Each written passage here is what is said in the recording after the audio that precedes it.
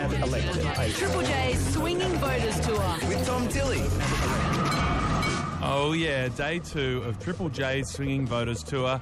Today, we're coming to you from Melbourne, and out the front of the State Library, loads of young people are walking past on Swanston Street, and quite a few want to talk about what Kevin Rudd said to a Christian pastor on Q&A last night. If you call yourself a Christian, why don't you believe the words of Jesus in the Bible? Well, mate, thank you. Well, mate, if I was going to have that view, the Bible also says that slavery is a natural condition.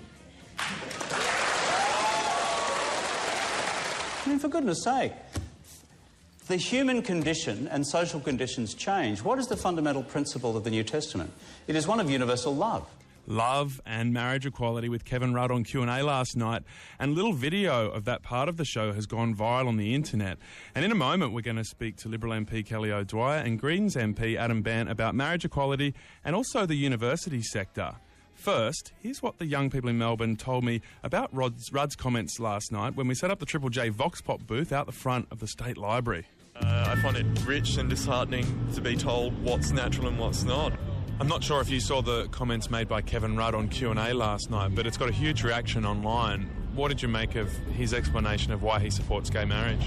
I thought it was fantastic. I was totally shocked by it because I'd never heard him say that before, but I really actually had a lot of respect for him for saying it, in that he stayed, he's a Christian man, he has every right to be, but he still is looking at the bigger picture, and this is the bigger picture. I firmly believe in equality for all, even though other people don't see it that way. It's accepted by society, but the government seems to neglect it as something that's actually important. Jesus loved everyone and everyone should love everyone. Yeah, I definitely agree with that. I think, first and foremost, I don't see the place of religion in politics, so that seems like a sort of an odd argument for me, but I see absolutely no issue with marriage equality. It's a huge issue, particularly for young people, and it should be one of the main arguments of this election. Triple J's Swinging Voters Tour On Hack with Tom Tilley. Oh yeah, a bunch of Melburnian voters giving me a piece of their minds at the Triple J Vox Pop booth in front of the State Library earlier today. And tomorrow, the Swinging Voters Tour will be coming to you from Newcastle. So if you want to come down and meet me and tell me what will or has swung your vote, then come down to the Hunter Street Mall tomorrow in Newcastle at 12:30pm. Open it. Triple J's Swinging Voters Tour. Now, I'd love to know what you thought of Kevin Rudd's statement on Q&A last night. Here's a little bit more of what he said. I do not believe people, when they are born, choose their sexuality. They are gay if they are born gay. You don't decide at some later stage in life to be one thing or the other. Do you agree with Kevin Rudd? And especially I'm interested to know, if you're a Christian, do you see same-sex marriage the way that Kevin Rudd does? Give me a call. Hack 1300 0555 36. Text 0439 75 7555. In the studio here in Melbourne to talk through this issue and a number of big issues that might swing your vote, I have two local MPs very well known here in Melbourne, the Greens Adam Bant and also the Liberal member for Higgins Kelly O'Dwyer. Thanks for joining us, guys. Good evening. Great to be with you, Tom. Now, Adam Bant, you're a big supporter of gay marriage, and Kelly, you also actually told us on Hack, this very program, of your personal support for gay marriage despite your party's position. Now, Kelly, are you a Christian, and what did you make of Kevin Rudd's comments? Well, look, I am a Christian. I don't do what Kevin Rudd does, which is stand outside of the church and hold doorstops like him. I think that that's a slightly strange thing to be doing. But I suppose, look, it's a little bit hard to really fully find anything that Kevin Rudd says to be terribly credible, because on the one hand, he professes certain beliefs to be very, very strong, such as his belief in climate change. It's the moral challenge of our time. And then in the next breath, he dumps it. So, he says these very strong statements like, I'm an economic conservative. And then in the next breath, he says, I'm an economic nationalist. So I just don't know how credible it did seem his to resonate last night, though. Otherwise, it wouldn't have gone viral. I mean, what do you make of actually what he said last night? Do you agree with it or not? Well, in terms of what he actually said, well, obviously, I'm a supporter of same-sex marriage. I've been totally upfront about that, given speeches in the Parliament about it. I'm completely relaxed about it, and I've spoken to many of my colleagues and my leader about this issue. I think it's an important issue, and a lot of people are concerned about it. Adam Bant, what did you make of the comments, and why do you think they got so much traction on the internet? Because people have moved on. You've got this situation where the Australian public wants to see marriage equality legislated, and they're wondering why it's taking so long for it to happen. And it's been a slow process of dragging other members of Parliament kicking and screaming to it. But good on him for saying it, because I've got no reason to doubt his genuineness on this issue, and it shows that when you have people in Parliament like me and like my colleagues who are pushing for change, we'll ultimately get there, and even at some point bring the Prime Minister along with us. James has called in from Melbourne to Melbourne, where we are coming to you live from today. James, what did you make of Kevin Rudd's comments? Oh, look, I think it's absolutely spot on. I mean, who chooses their sexuality? I mean, it makes no sense that people would wake up one day and decide that they wanted to bat for one team or another. Are you going to vote for Labor or the Coalition or another party, James? Look, I'm still undecided. I don't know who I'm going to vote for, but I certainly think that Kevin Rudd was right to make that decision. Is gay marriage a game changer for you, vote-wise? I think it possibly could be. Right, and did what he say last night further his case quite strongly for you, or did you already have your mind made up that you were happy with his stance on same-sex marriage? Oh, look, I've always had the impression that you are what you are. You know, nothing sort of changed that. All right, thanks for the call, James. No, my pleasure. Adam Band, do you think what Kevin Rudd said last night was important for the move towards marriage equality, or do you think there was a little bit of political opportunism there? I think it'll help, but I think the thing that's most disappointing is that there's still going to be a bunch of people in the Labor Party who will vote against it. And I think if they were dinkum about it, they would say, not only as a Prime Minister am I going to support it, but I'm going to do it like pretty much every other piece of legislation that comes before Parliament and make everyone on my side vote for it. And that's the bit that I think is a bit disingenuous about it all. Very interesting you bring up the party room for Labor, because there's obviously a big issue about which way Liberal MPs and Coalition MPs will be able to vote. Obviously, Tony Abbott hasn't ruled in a conscience vote yet, but he hasn't ruled it out either. Kelly O'Dwyer, supporter of same-sex marriage, when you're in that party room, if, as polls are saying, you become the government, how strongly will you stand up in the party room and call for a conscience vote? Well, I'll argue it very strongly, as I have already. I've argued it with my colleagues and I'll argue it with my leader. How does it go down when you do that? Yeah, look, I mean, it goes down very well. I think the fact is Tony has accepted that there is going to be, hopefully, a large number of people who will be elected as a result of Saturday's election. And giving them the opportunity to have a say in the party room, I think, is exactly the right thing to do, to have that debate, to have that discussion. I'll be making my stance very clear in the party room, as I'm sure many colleagues will as well. And I think that people are pretty relaxed about a conscience vote. If polling's correct, you guys will get one, at least, probably two or maybe even three terms as the government. How many terms do you think it would take under a coalition government for marriage equality to happen? Well, look, I'm not getting ahead of myself counting 1, 2, 3, 4 terms ahead. But if it was more than 2 terms, would you be disappointed personally? Look, I think this issue will come up in the next Parliament, and I think this issue will be dealt with in the next Parliament. Part of the problem is that with Labor and Liberal, it's a bit of a lucky dip as to whether your local member's actually going to vote for marriage equality. We'll all vote for it in the Greens. I actually think that if there's a conscience vote granted on the coalition side, we could actually see it happen sometime in the next year. Kate's called in from Brisbane. Kate, you're a Christian. What did you make of Rudd's comments last night? I actually completely agree with what he said. I have a few gay friends, and they were born that way. I don't think they made a conscious decision to follow an alternative lifestyle that society often disagrees with. So I actually have, my conversations with a lot of Christians, they've been a little disconcerting around this topic, because it seems to be that their target is, that allowing marriage equality will ruin the sanctity of marriage. But I think right. So a lot of your Christian friends are against same-sex marriage. Yes, definitely, and my family as well. And it's a contentious issue at our dinner table. And what sort of Christian church are you a part of? Church of Christ, so evangelical, Pentecostal sort of. Right. So what do you think the split would be at your church? Have you polled people? No, because I actually stopped going to church a little while ago, because a lot of Christians don't really agree with the decisions or the ideas that I have about how society should function and how people should interact with each other. Wow, does that make you question your Christian beliefs, or is it just the particular church that you're a part of? The Christians I interact with don't change the way that I feel about Christ and the teachings that he gave us. So I disagree with a lot of the things the church argues for, but I don't disagree with Christianity. I think the fundamentals of Christianity are still applicable in today. Kate, fascinating to hear from you. Thanks for the call. Thank you. Someone texted in saying, I'm a Christian and I support gay marriage 100%. Why should those who are not Christian suffer because of the views of people that are? Andrew from Ipswich. Triple J's Swinging Voters Tour. Women's rights and refugee rights and immigrants and students and our universities and things like that. You are listening to Triple J's Swinging Voters Tour on Hack. I'm Tom Tilley on day 2 of that tour, coming to you from Melbourne. Yesterday we were in Adelaide. Tomorrow we'll be in Newcastle, Lismore on Thursday, Brisbane on Friday. Then on Saturday, polling day, we'll bring you a big election house party with myself and Tom Ballard. Oh yeah, stay listening to Triple J, a fun place to find out who will get the keys to the lodge. Triple J's Swinging Voters Tour. Now, Labor's PNG solution has moved their policy stance on asylum seekers a lot closer to the coalition's. And as I found out at the Triple J Vox Pop booth today in front of Melbourne's State Library, this has left a few people wondering who to vote for.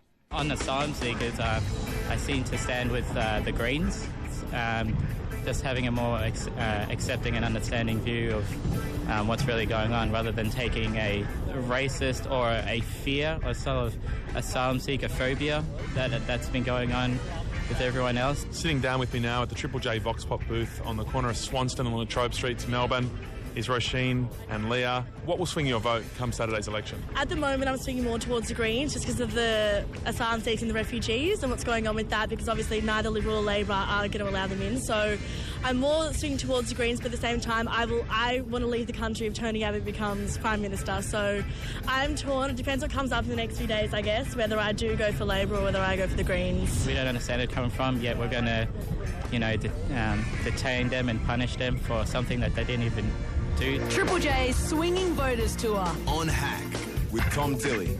Young voters in downtown Melbourne talking about asylum seekers, and if that's an issue that will swing your vote, I'd love to hear from you.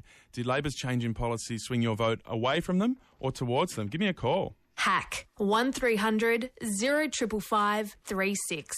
Text 0439 75 7555. In the Hack studio, I have two very lively guests. I have the Greens MP Adam Bandt and Kelly O'Dwyer, Liberal MP for the seat of Higgins, just to the southeast of the city here in Melbourne.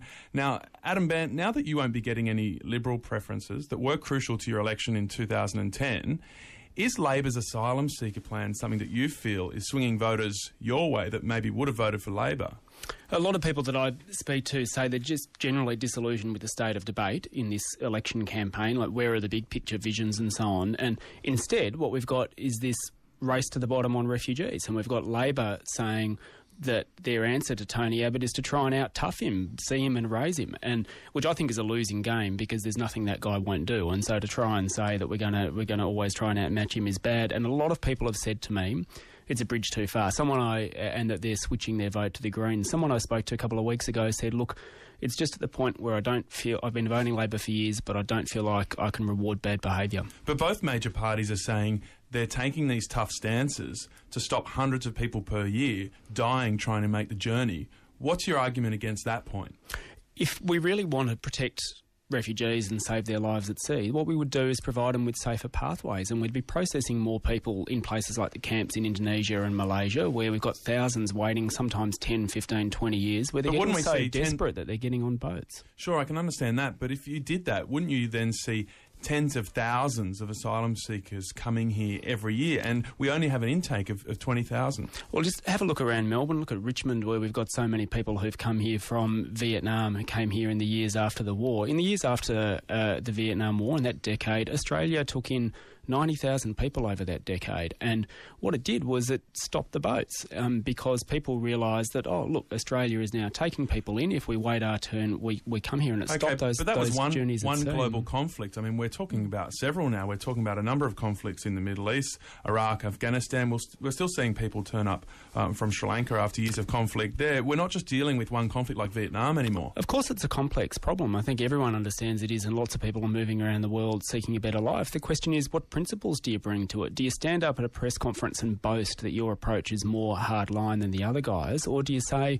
look, if these people are coming here seeking our help, we're not going to send them off to PNG or to Nauru to live out the rest of their lives. And, you know, there is a compassionate approach that we should be taking.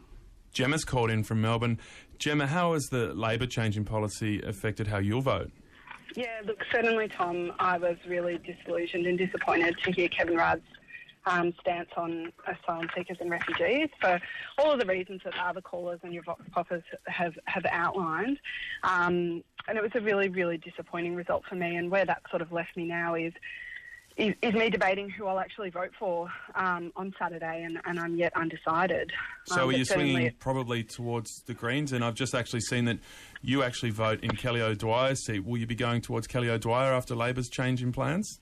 That's probably unlikely at this stage, given how close the Coalition and Labor are now sitting on their responses towards asylum seekers and refugees. I certainly agree with one of your earlier callers that Kevin Rudd's recent stance on same-sex marriage equality, you know, gives me some hope for the future, but I think that, you know, given that race to the bottom we're seeing at the moment with asylum seekers and refugees, it's incredibly disempowering and disappointing to see that kind of response from our national leaders. Thanks for the call, Gemma. Thank you. James has texted in from Brisbane. He says, I'm so disgusted with Labor's asylum seeker policy. I'm volunteering for the Greens. Now, Kelly O'Dwyer, I'll turn this conversation to you, and sounds like Gemma is one voter in the seat of Higgins that won't be voting your way, sadly for you. But a little detail in your policy that has got a bit of attention is the plan to buy back boats that have, you know, basically brought asylum seekers in the direction of Australia. How will that not just basically give people smugglers more money to buy better boats to do the same thing with more people? Well, look, Tom, in response to your question and also to Gemma's comments, I think the first thing to note is it's important to say that it's not about being tough, but about being fair. This is, as Adam has said, a complex problem. However, it can't simply be solved by talking compassion but not doing compassion. And by that I mean we have to think about people who are sitting in refugee camps, who don't have the capacity to pay people smugglers, who actually do want to lead a better, safer life in another country, a country like Australia.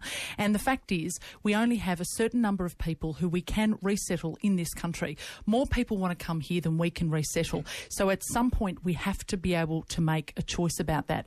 And all we're saying is it needs to be fair. We haven't changed our policy. Our policy has been exactly the same as we announced before 2007. Our policy was very successful. We had no children in detention during the last year of the Coalition government. We had less than 4 people who had arrived unauthorised by boat in detention. So it was successful. And in that way, it was much more humane. People were not dying at sea. So I think we need to just put a bit of context around this discussion, because it's not as simple as what Adam is saying. It's not as simple as simply talking the talk. You actually need to think about the repercussions of your actions. And the Greens supported the Labor Party in dismantling what was a very successful scheme. And unfortunately, we have seen tragedy result. Someone's texted in from Sydney. Jess, totally for stopping the asylum seekers. They come here illegally and shouldn't be allowed to stay.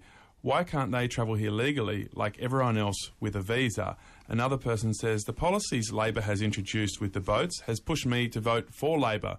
Russell in Melbourne. And Kelly O'Dwyer, one of your Liberal Party colleagues, a candidate for the seat of Lindsay, Fiona Scott, had a few comments to make on Four Corners last night about asylum seekers. Let's have a little listen to those and I'll get your reaction. That's a pretty hot topic, isn't it, asylum seekers? Well, yeah, it is a hot topic, but it's a hot topic here because our traffic is overcrowded. I mean, you guys have been here a few days now, and, I mean, how much fun is the M4 in peak hour? It's not fun at all. And, you know, you imagine a mum, you know, it's a classic example, trying to be back for a 6 o'clock pickup from daycare. And every minute you're late, you're getting charged. Now, you multiply that by a couple of kids. It means that when you think of overcrowding, it becomes an issue for people. It really does. So you mentioned asylum seekers and overcrowding. I don't quite get the connection. Well, my recommendation is go and sit in the emergency department of Nepean Hospital, or go and sit on the M4, and people see 50,000 people come in by boat. That's more than twice the population of Glenmore Park, where we just were. Fiona Scott there, who is the candidate for Lindsay in the seat of Sydney. She's a candidate for the Liberal Party, which is Kelly O'Dwyer's party, my guest on Triple J's Hack program. So Kelly O'Dwyer, Fiona Scott talking about hospitals and childcare centres and freeways clogging up with refugees. With a refugee intake of 20,000 people a year, is that the truth, ignorance or blatant xenophobia? Well, I don't accept the premise of your question. Let me respond to what Fiona said. I think what Fiona was trying to highlight is the fact that since Labor and the Greens dismantled a successful policy in August of 2008, we have seen more than 50,000 people arrive unauthorised by boat. I think that was the point that she was trying to make. She was also separately, I think, trying to make a point about some of the local issues that she's facing in her electorate. It didn't sound separate at all. Come on. She was linking them directly. Well, the way I interpret it is somewhat different to the way that that you've described it. How can you interpret that any differently? Well, she talked about asylum seekers and refugees, boat arrivals, and then linked it directly to the freeway, which she was sitting on as she did that interview, and then talked about hospitals and childcare centres. Well, I've given you my assessment on where I think she was headed with her response. You're looking him in the eye and you're saying they weren't connected. Well, I'm saying where I think she was going was she was trying to explain to people that this is a crisis situation where we have more than 50,000 people arrive in Australia unauthorised by boat.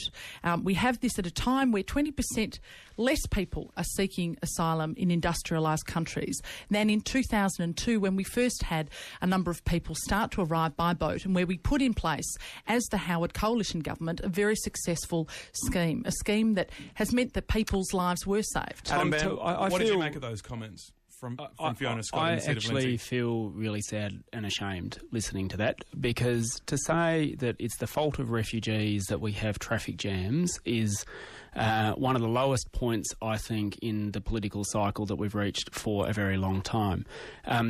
Is this what election campaigns have become? Who can beat up on refugees the most? I mean, if you want to have a debate about traffic jams here in Melbourne, let's talk about building more public transport. To turn around and say people who are fleeing war, people who are fleeing persecution, people who have come here seeking our help are now suddenly the ones to blame suggests that, with this race to the bottom, you just wonder where it's going to end up.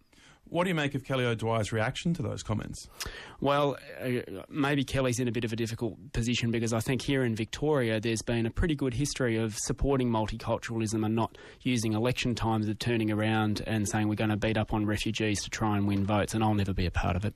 All right, you are listening to Triple J's Hack program, and texts are flying in. One person says, I cannot vote for a party who says stop the boats. Another person says, if I was a refugee and feared for my life, I wouldn't give a stuff where I went as long as it was safe, PNG or otherwise. Hack 1300 0555 36. Text 0439 75 7555. Now, the spot where we set up the Triple J Voxpop booth today was right in front of the State Library, right across the road from RMIT University, and not too far from Australia's top-ranked university, the University of Melbourne. University funding and university policy is a topic that's hardly been talked about this election. We had the Labor Minister for Higher Education, Kim Carr, on the show just before the election started, the campaign started officially, and we talked about the fact that Labor were taking around about $2.3 billion from higher education, partly to fund the Better Schools or Gonski reforms, and the coalition have pledged to maintain university spending, and we'll find out exactly what that means in just a moment. But let's go back to the Triple J Voxpop booth to hear what young people in Melbourne think about education policy. I think it's absolutely horrible how many subjects are getting cut from major universities. Like, my friends who go do arts courses can't do half the subjects they wanted to originally because of all these cuts that are happening. Well, there's been obviously a lot of focus on schools funding with the Gonski plan and Labor's now rebadged Better Schools plan. Do you think that was an important debate, or do you think it unnecessarily detracted from debate about universities? They've been going on about how Labor's giving all this money to the primary schools and everything, but that's putting us in the shits here. Tess and Gazem have both just sat down and joined us here on Swanston Street in Melbourne. Trams and trucks rolling by, both university students. Tess, which party do you trust to look after the university sector better? At the moment, it seems really bleak. It seems like no one's really looking out for universities, to be perfectly honest. I'm not quite sure, actually, who to sort of vote for based on the university funding. I'd like to think Labor would, I'd like to think Liberal would, but again, it's quite hazy who's actually doing what these days, because it's just become such a banged out, clapped out, exhausting popularity show. Even with all the attention that's been brought to it, particularly here in Melbourne, like we're sitting by the State Library and this has been the site of huge protests for tertiary education funding, and there still hasn't seemed to be much hype from any of the politicians. Strong opinions and I guess a bit of disillusionment from young Melbourne people about the amount of focus on university funding in this year's election campaign. In the Hack studio with me I have Adam Bandt, Greens MP for the seat of Melbourne, and Kelly O'Dwyer, Liberal MP for the seat of Higgins. Now, Kelly O'Dwyer, I've read your Real Solutions policy pamphlet and it doesn't give a lot of detail about your position on universities. It does say that you would ensure continuation of the current arrangements of university funding. Now, what does that mean? Does that mean taking money out of future budgets like Labor is doing? Well, I think we all condemn the cuts that we have seen from the Labor government, $2.8 billion out of higher education. They're the people who claimed that they were going to bring on an education revolution, and it seems to consist of cutting funding to our university sector. So you won't cut that money if you're in government? Well, we're going to inherit a situation that is very different to the situation we left. And let me just point this out, Tom, because it's very important. We wanted to set up a very viable, sustainable scheme to fund universities in perpetuity. We did that when we set up, in our years in government, the Higher Education Endowment Fund. We put $6 billion into that fund so that universities were able to be funded. The Labor Party raided that fund and the money has gone. So unfortunately, we have now seen a situation where our universities are no longer better off as they were, where we haven't planned for the future as we did. We're going to have to rebuild if we form government. Well, a lot of people look back at John Howard's record and see that one of the first things he did in 1996 when he became Prime Minister was cut $2 billion out of the university sector, which was 5% of the budget at the time. They also introduced full fee paying places for undergraduates. HECS payments went up and the salary at which repayments started was reduced. Kelly O'Dwyer, like John Howard, could Tony Abbott, who hasn't flagged any big cuts to the university sector, basically change that once he gets into power? Well, as we've said, we are very much in support of not only higher education but also education for people who want to be an apprentice, the TAFE system as well. We believe that all young people have a right to an opportunity to get a better education and a better job at the end of it. So we support that. We certainly will announce all of our costings and schemes this week, and we believe very strongly in supporting the university sector. We look forward to those costings, Kelly O'Dwyer. Adam Bandt, you moved a motion in the lower house earlier this year calling for the Gillard government's $2.8 billion cuts, as they were at the time, to be reversed. What do the Greens have to offer? The Greens are the party for students and the higher education sector at this election. The academics and general staff union from the university sector has come out and said, vote for me, vote for the Greens in the Senate, because they're the only ones who will stand up to increase university funding. We also want to lift youth allowance by $50 a week. The pressure that universities and students are under is just growing and growing massively. Report after report has suggested that we need more money in the system, and instead Labor's taken money out of it and the Liberals won't put that money back in. If we are going to have an economy for when the rest of the world tells us to stop digging in this century, we are going to need a smart population, and that means investing in education. If you have a proper mining tax, the money's there for it, and it's for that reason that we've been roundly endorsed by the education sector for our approach to education. So if you're listening to this... Well, of course you would if you're promising more money, but what are you actually promising to do? To put more money into the sector by raising a proper mining tax, and we'd put more money into the sector, increase university funding by 10%, increase youth allowance by $50, and provide better conditions for people who work in universities. And if you want to send a message about the importance of education, you've got to vote Greens this election. You are listening to Adam Bandt there, who is, at the moment, the MP for Melbourne, who will fight a very tough campaign in the next couple of days. Adam Bandt, we're out of time. Thank you so much for joining us. Thanks very much, Tom. And Kelly O'Dwyer, Liberal MP for the seat of Higgins. You'll be fighting hard as well, I imagine, for the next few days campaigning. Thanks so much for joining us. Great to be with you, Tom, and your listeners. That's all we have time for from Melbourne today. End of day 2 on the Swinging Voters Tour. Tomorrow we'll be coming to you from Newcastle and bringing you an in-depth analysis of the mining sector there, which is a big part of the Hunter region, and also a look at the environmental policies of the two parties.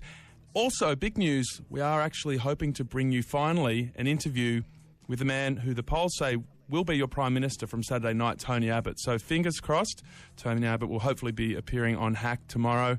Thank you so much for joining us. Stay tuned, and you can check out all the coverage on the Hack website, triplej.net.au/hack. Yes, that's the website. Linda's up next after the news. We'll catch you tomorrow from Newcastle.